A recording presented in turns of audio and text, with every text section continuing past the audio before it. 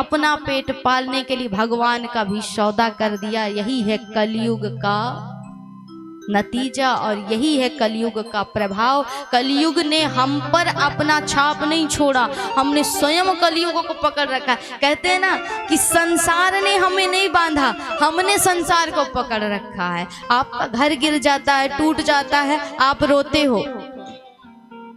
हो ना उसके लिए, कितनी मेहनत से बनाया था, मेरा घर ढह गया, टूट गया। लेकिन तुम ढह जाओगे, तुम्हारा घर रोएगा? कभी देखा किसी घर को रोते? हम जैसे कई आए कई गए, लेकिन घर कभी रोया? किसी का नहीं रोया। इसलिए संसार को हमने पकड़ रखा है, संसार ने हमें नहीं पकड़ रखा है। तो लोगों ने लोभ में आकर के भगवान का भी सौदा कर दिया, बिजनेस कर दिया कि वीआईपी लोग पैसे दे करके अलग से जाएंगे और गरीब निर्धन को धक्के दे करके मंदिर में भी निकाल दिया जाता है। भगवान के पास कोई गरीब कोई अमीर नहीं, ये बात आप स्वयं जानते हैं। और ईश्वर वही है जिसका मन साफ है, उसी मन के मंदिर में ईश्वर का निवास है, जहाँ जिसका मन निर्मल है। क्योंकि भगवान कहते हैं ना कि निर्मल मन जन सो मोहि पावा, मोहि कपट छल छिद्र न भावा। निर्मल मन जन सो मोहि पावा, मोहि कपट छल छिद्र न भावा। श्री राम जय राम जय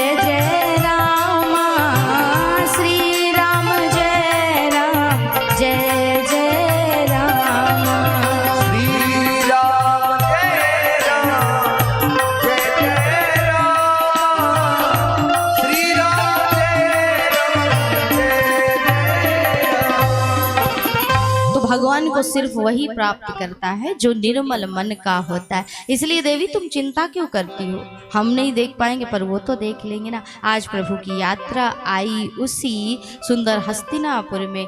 दुर्योधन ने बड़े भव्य स्वरूप से भगवान का स्वागत किया, अंदर लेकर के गए, बिठाया, थकान दूर की और पूछा कि कहिए प्रभु किस कारण से आगमन हुआ है गोविंद आपका? कन्हैया ने कहा कि दुर्योधन ये बताओ, पांडव तुम्हारे भाई है ना, तो यदि नैतिक पद्धति से देखा जाए तो पांडव आधे राज्य के अधिकारी हैं। लेकिन मैं तुमसे ये कहने नहीं आया हूं, मैं सिर्फ इस युद्ध को रोकने के लिए, प्रयास करने के लिए एक शांति दूत बन करके आया हूं। मैं तुमसे इतना कहने आया हूं कि तुम सिर्फ पांडवों को 5 गांव दे दो, मैं उन्हें संतुष्ट कर दूंगा। दुर्योधन को बड़ा बुरा लगा और कहा कि गीता का श्लोक है, तड़क करके दुर्योधन खड़ा हो गया और कहा सूच्यग्रे नैव दास्यामि बिना युद्धेन केशवा। सुई की नोक के बराबर भूमि भी मैं बिना युद्ध के पांडवों को नहीं दूंगा, साफ कह देता हूं। भगवान ने कहा कि अभी तुमने युद्ध की विभीषिका नहीं देखी दुर्योधन,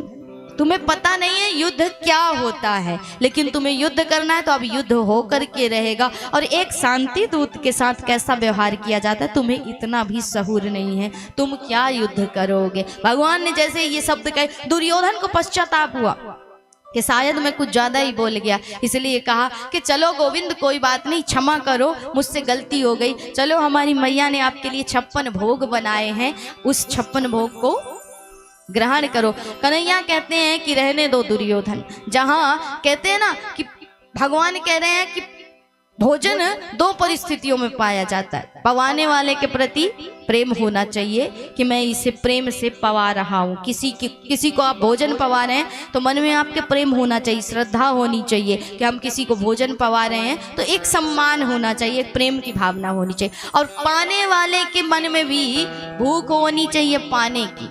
तो यहाँ पर दोनों बातें बिल्कुल विपरीत है। ना तो मुझे तुम्हारे घर पाने में बिल्कुल इच्छा है, भूख है, ना मुझे भूख का प्रेम है और ना तुम्हें पवाने का प्रेम है। इसलिए दोनों बातें बिल्कुल विपरीत हैं। हम तुम्हारे यहाँ भोजन नहीं पाएंगे। और वही कन्हैया आज जा रहे हैं, हम तो अपने विदुर काका के घर ही भोजन पाएंगे। उन्होंने ही हमें आमंत्रित किया है, वही जाने की कैसे व्यवस्था करेंगे। आज तो हम अपने काका के घर ही भोजन पाएंगे।